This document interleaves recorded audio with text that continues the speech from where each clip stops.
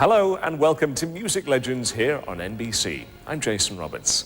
In this programme, two artists whose rise to fame is separated by almost a quarter of a century. But when you listen, their work is connected by a spiritual wavelength and a shared poetic soul. In a moment, we're going to meet Robby Krieger, a guitarist and songwriter with the legendary band The Doors. Along with his closest friend and collaborator, the late Jim Morrison, they changed the face of rock music forever. After Jim died, the three of us who had always gotten along really good before, we couldn't get along anymore. And later in the show, Nick Cave, the enigma whose highly individual work blends John Lee Hooker, Bob Dylan and the Bible with some interesting and controversial views on life. There are songs that I've written that, particularly in regard to women, where they are very vengeful and punitive. The Doors were formed in 1965 in Los Angeles by Jim Morrison and Ray Manzarek when they were both at UCLA Film School. After recruiting Robby Krieger and John Densmore, Jim then named the new band after a book by Aldous Huxley. It was called The Doors of Perception. The band drew controversy from the start. In Miami in early '69, Jim Morrison was charged with indecent exposure and incitement to civil unrest following his suggestive stage performance. The remaining tour dates were cancelled and Jim left to write poetry in Paris, whilst back in the USA, warrants were issued for his arrest. On July 3rd, he was found dead in his bath from a drug overdose. His grave in Paris remains a shrine for thousands of fans today. The band never survived, but the music remains fresh and relevant. Love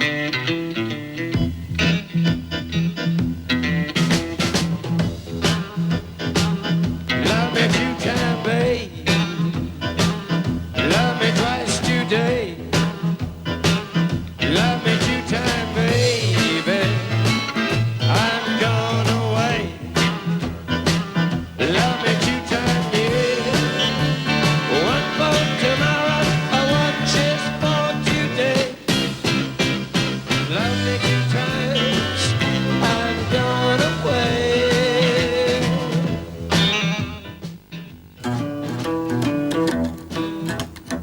For some reason, the 4 personalities were perfect to make a group. There's just a balance there that makes 1 + 1 = 3 instead of 2.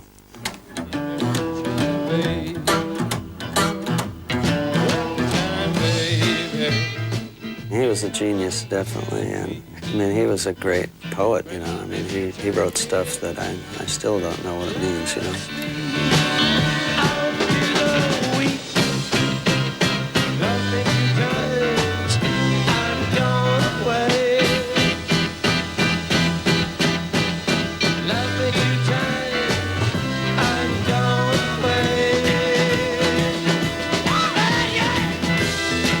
Ray probably was the anchor because he had to play not only the keyboard but the bass as well. He had a little keyboard bass that he would play, and so he would have to kind of put his left hand on automatic pilot, and we would all kind of float around that. We never knew what Jim was going to do, that's for sure.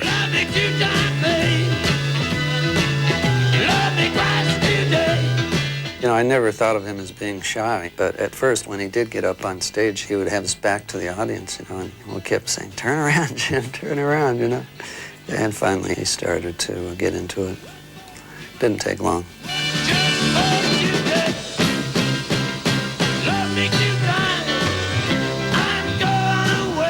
When he was on that stage, he was perfect. That's what he lived for. When he was off stage, he was never happy, really.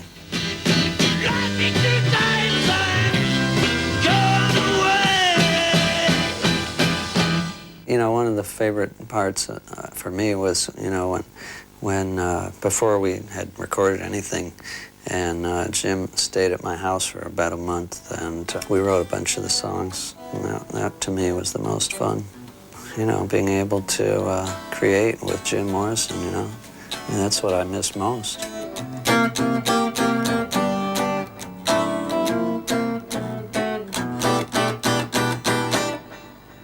Jim wrote about 75% of the words, and I wrote the other 25%. He would tell me that to write stuff that that could be like universal in interpretation.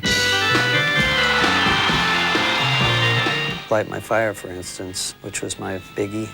Many people have told me about 10 different interpretations of that song, you know, which all could be true, I suppose.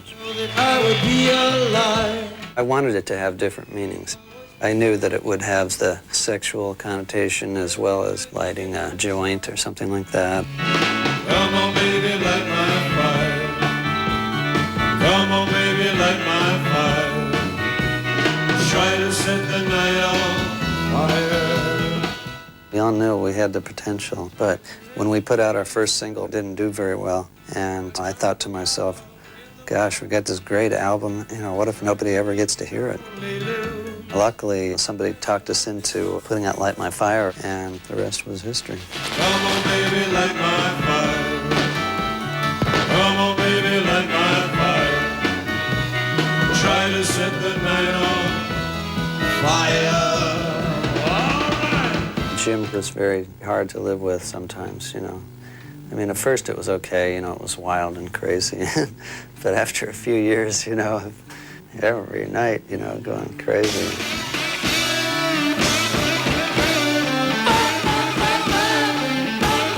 At first, we thought we could maybe change Jim, but we realized after a while that Jim was going to be Jim no matter what we did, and it was useless to try to change him, you know. The thing that made him that way was the thing that made him the genius that he was. The Doors definitely had a magic circle kind of thing going. If any one of the four were different, it wouldn't have worked, you know.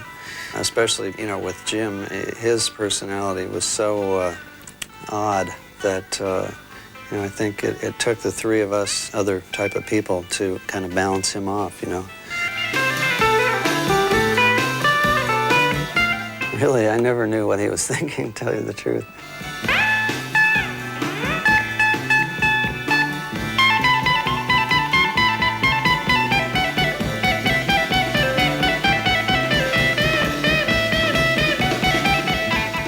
After Jim died, the three of us who had always gotten along really good before, we couldn't get along anymore, you know, after Jim was gone, so the circle was broken, you know.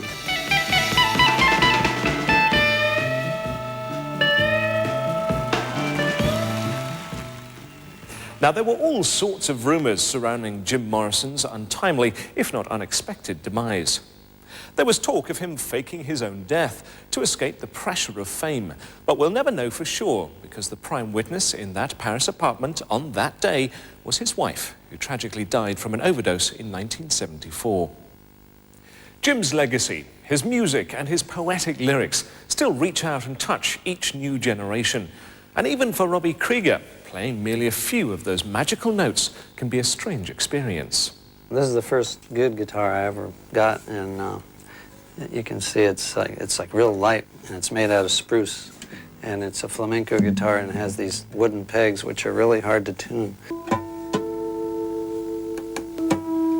Yeah, ouch, damn. I was into the flamenco.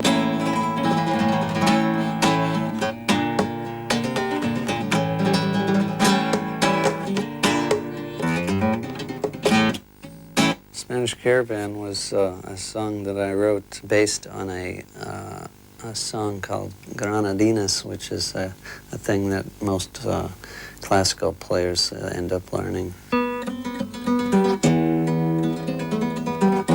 Actually, we got sued by the people who own the copyright over in France. I forget the guy's name, but you know, this is back in the 1700s or something.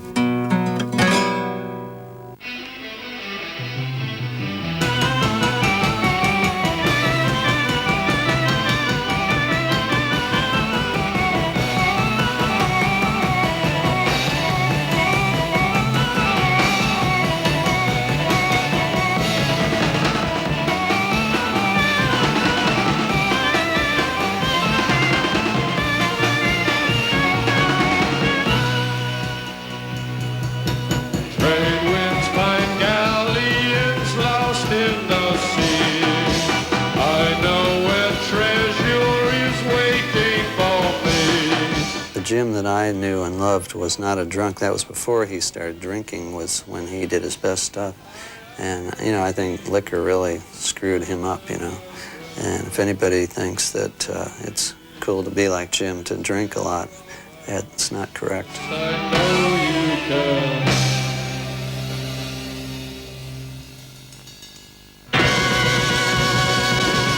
can. Jim had mentioned a couple of times that he was going to, you know, he saw himself as a shooting star that would make it real quick and then go down real quick. And he, of course, his interest in death, you know, and, you know, not that he was maudlin about it or anything, he was just really interested in death, you know. He really thought it was a cool thing to, to experience, I guess.